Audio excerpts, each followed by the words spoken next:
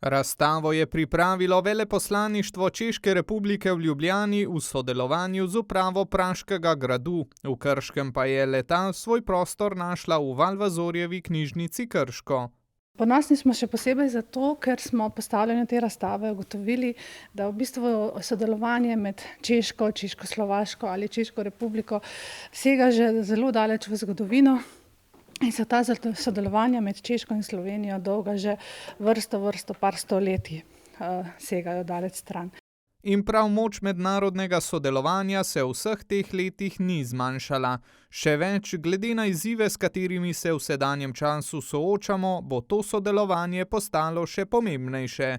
Mednarodno sodelovanje v lokalnem okolju pomeni neko dodano vrednost Republiki Sloveniji, ki se na celoti povezuje kot del Evropske skupnosti in vsekakor tudi mestna občina Krško daje pomemben poudarek k temu povezovanju. Na končni fazi smo pobrateni kar z nekaj mesti iz Evrope in tudi iz drugih držav izven Evrope.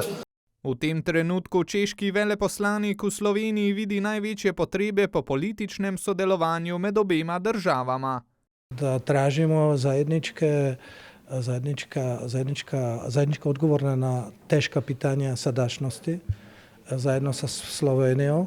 Naravno to je varnostne su pitanja koja su jako teška sada u situaciji u kojoj se nalazimo, ne samo na području istočne Evrope, ali i također na Bliskom istoku. Češko s samim Krškim pa povezuje nuklearna elektrarna. Mi smo također veliki zagovornici čiste atomske energije, sigurne, varnostne energije i mislim da i to je jedan razlog zbog čega smo ovdje, zbog čega pokazujemo ovu našu izložbu ovdje u Kršku.